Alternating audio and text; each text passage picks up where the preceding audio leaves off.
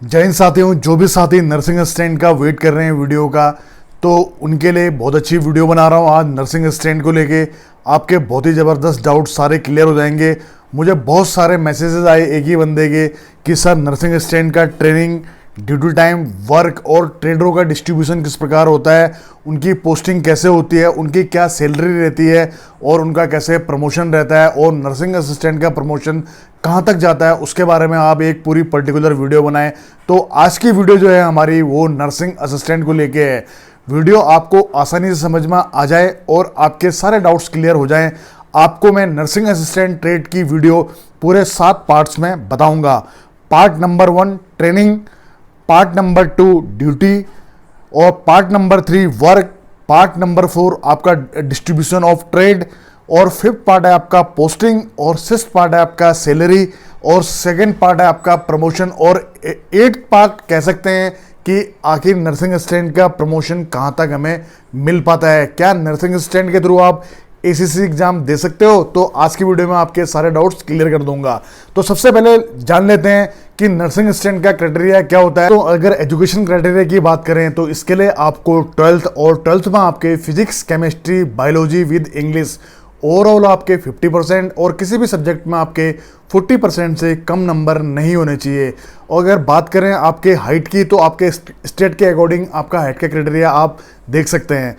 अब बात कर लेते हैं, जब आप भर्ती हो जाते हैं उसके बाद में फिर आपका ट्रेनिंग कितना टाइम का होता है, कैसे आपको पोस्टिंग मिलती है। इस वीडियो को आपको आसानी से समझ में आ जाए, इसलिए आज की वीडियो में आपको 7 पार्ट्स में बताऊंगा। तो चलिए हम लेते हैं पार्ट नंबर 1 को, यानी कि ट्रेनिंग की। जब आप भर्ती होकर आ जाते हैं तो आपकी जो बेसिक ट्रेनिंग होती है वो होती है आपकी 6 महीने की।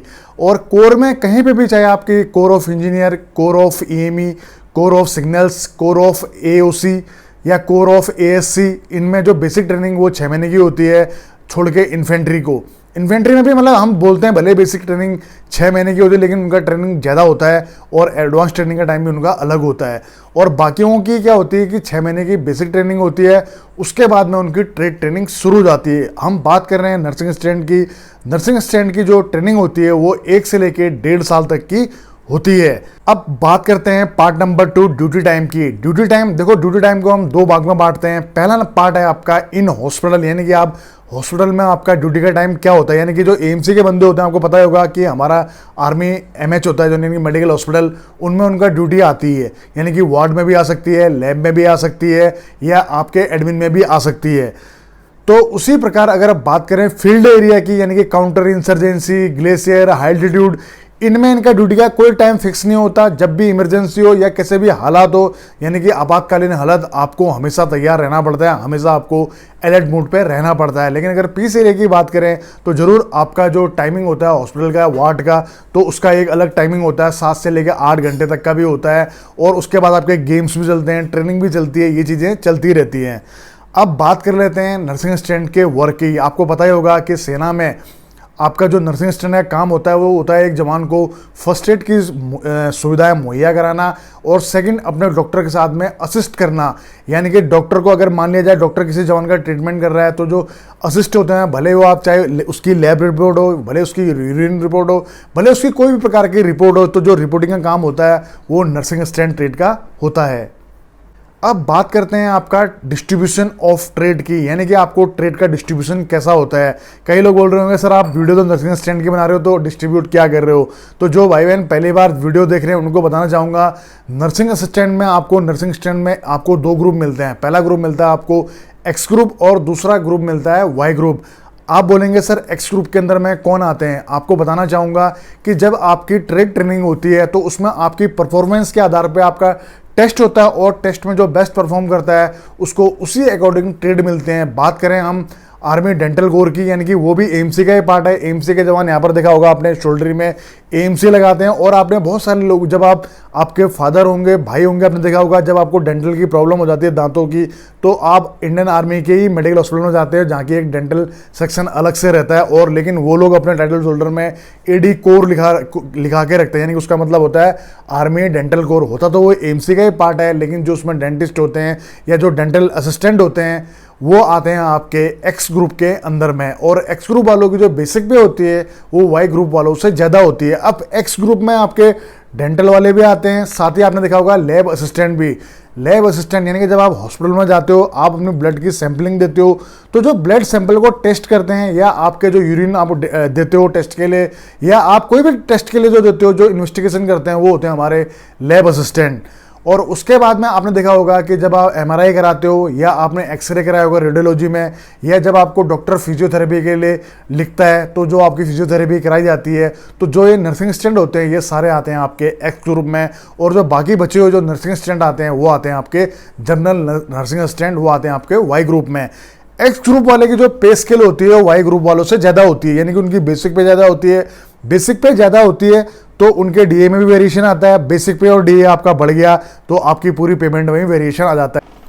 तो उसी प्रकार जब आप एमआरआई कराते हो या आपने रेडियोलॉजी में देखा होगा, या जब डॉक्टर आपको फिजियोथेरेपी के लिए असिस्ट करता है, तो जो फिजियोथेरेपी की आपको ट्रेनिंग देते हैं वो नर्सिंग आते हैं आपके एक्स ग्रुप में, और बाकी आते हैं आपके जनरल नर्सिंग स्टूडेंट, और वो आते हैं आपके वाई ग्रुप में। चलिए अब बात कर लेते हैं पोस्टिंग की।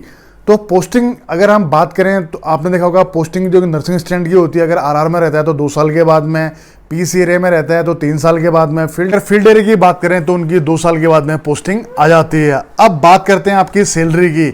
मैंने आपको बता दिया है कि जहाँ सैलरी की बात करते हैं तो ये आते हैं आपके वाई ग्रुप में जो, और बाकी डेंटल वालों को वो आते हैं आपके एक्स ग्रुप में। तो वाई ग्रुप की पूरी फुल डिटेल वीडियो है, आई बटन पे आप देख लें, आपको पूरा सैलरी स्ट्रक्चर समझ में आ जाएगा। वैसे बता देता हूँ कि मान लिया जाए 21,600 अगर उनकी बेसिक पे स्टार्ट होती है तो अभी वर्तमान में 34% डीए चल रहा है, और उसमें आप 5200 रुपये का मिलिट्री सर्विस पे जोड़ दें, उसी के साथ में फिर आपका क्लास पे जोड़ दें, उसके बाद में आपकी ग्रेड पे जोड़ दें, फिर आपका ट्रांसपोर्टेशन अलाउंस जोड़ दें। वो हर स्टेट का अलग अलग होता है, आपको इस वीडियो में पूरी जानकारी मिल जाएगी।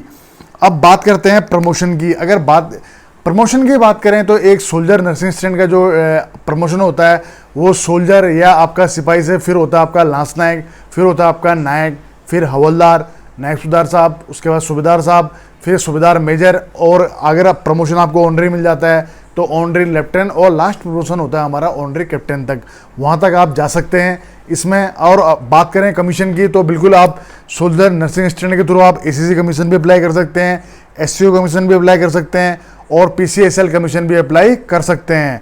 तो ये था नर्सिंग स्टूडेंट को लेके पूरा एक फुल डिटेल वीडियो। अगर इस वीडियो में कोई पॉइंट छूट गया हो तो आप मुझे कमेंट्स लिख दें, कमेंट्स के आधार पे या तो मैं Q&A में लूँगा अगले संडे Q&A में, नहीं तो मैं आपको इसके रिलेटेड और भी जो आपके डाउट्स हैं उनको रिलेटेड और भी नेक्स्ट वीडियो आएगी, जिसमें कि आपका कोई भी डाउट होता है तो आप कमेंट में जरूर लिखें, आपका वो चीज़ क्लियर हो जाएगा। तो फ्रेंड्स ये थी आज सोल्जर नर्सिंग स्टूडेंट टेट की जानकारी। वीडियो अच्छा लगा हो और यहाँ तक देख लिया हो वीडियो तो लाइक के बिना मत जाना, और जो भाई बहन पहली बार चैनल पर आए हैं सब्सक्राइब जरूर करना, क्योंकि इस चैनल के माध्यम से आपको आर्मी ट्रेड, आर्मी के बारे में आपको जेन्युइन और सिंपल भाषा में जानकारी मिलती है। तो दीजिए अपने भाई को इजाज़त, और को मेरी ओर से हैप्पी नवरात्रि, और आप सभी को मेरी ओर से नवरात्रि की हार्दिक शुभकामनाएं। आप हमेशा खुश रहें, व्यस्त रहें, मस्त रहें।